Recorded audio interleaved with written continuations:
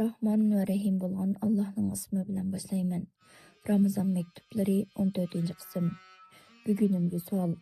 Yuzlar bilan qadam besishni xohlaganlar bor. O'zining yuzi bilan qadam bosganlar bilan tub tizmadiganlar o'xshash bo'lamdi. Tabarak surasi 23-oyat. Cho'qa desa boqalchoq, uxlabrak yeyli desa xomli yeyli deydiganlar har vaqt har yerda bordir. Ilm jaholatning, olim jahilning ziddidir. İlim bilmek haddini bilmektir. Haddini bilmek öz qadri qimmatini bilmektir. İnsan özünü bilgəndila alim buludu. İnsan özünü farq etib əməl qılsa alim şu. İslam insanı başqa yat narsiga emas yo'qitib qo'ygan o'ziga chaqiradi. Yo'qolgan narsa tepiladi. Biroq o'zini yo'qitib qo'ygan inson nimani nerdan topsin? Biz o'zimizdan cho'ng ig'ir narsalarni ko'tarishga bel bog'lamaymiz. Chunki bilimiz sunudi. Bu mu bir özünü tanımaktır. Çek-çigara tanımak mı bir özünü tanıştır. Bir çigarası yoknun hiç çigarası olmaydı. Bugünkü insaniyet dünyası del hiç nersede çigara tutmagan bir insanlıktır. Onun için to'xtatish mümkün olmagan, bo'lmayotgan, oxirini tasavvur qiluvsiz bir dünya.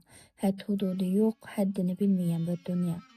İnsanın qadr-qimmati yo'qolgan, yo'qolayotgan bir dünya.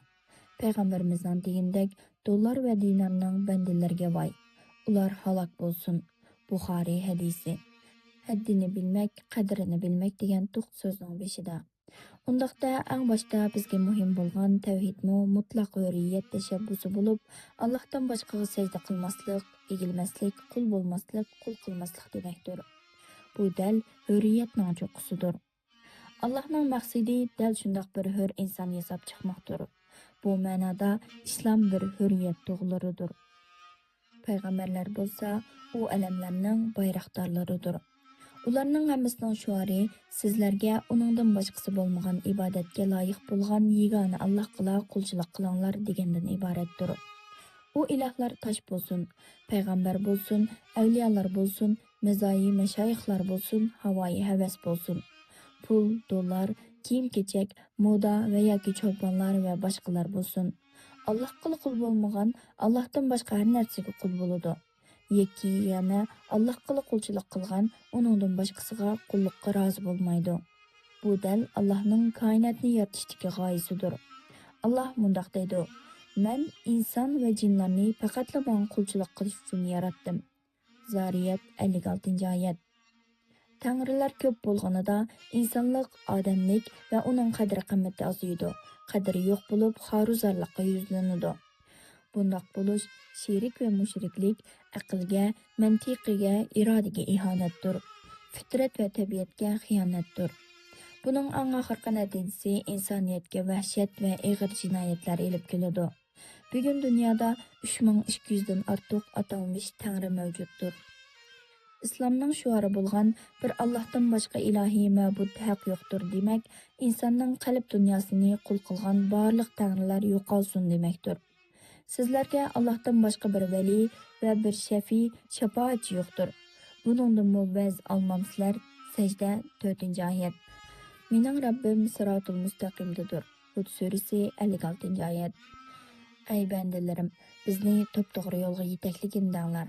Fatiha surasi 5-oyat. Bu mening sıratul mustaqim yo'limdir. Bu yo'lga ergishinglar. An'am 153-oyat.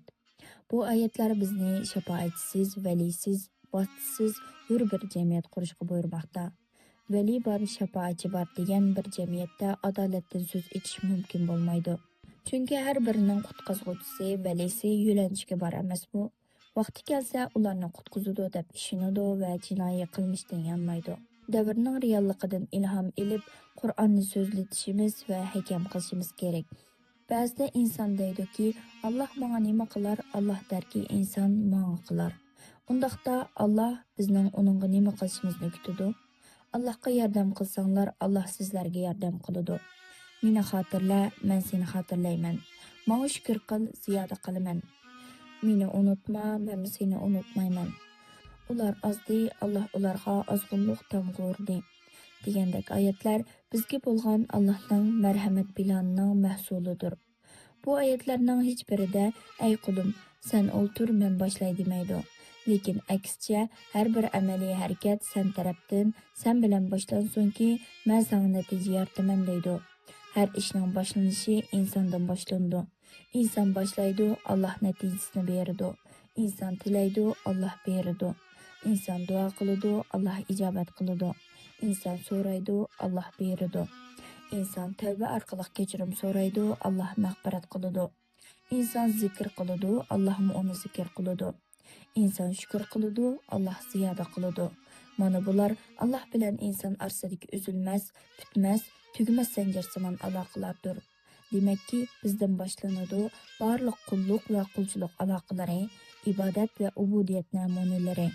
Undaqda har bir minut, har soat, har kun, har sahar, har oqshom yangidan boshlanish, yangidan bosh urish demakdir. Har mavjudiyatning bir atigini oqshimi bo'ladi. Koinot ana shu holda davron qiladi. Ey inson, sening jarayoningning atigan oqshimi zodi qayoqqa? Duo salom ila.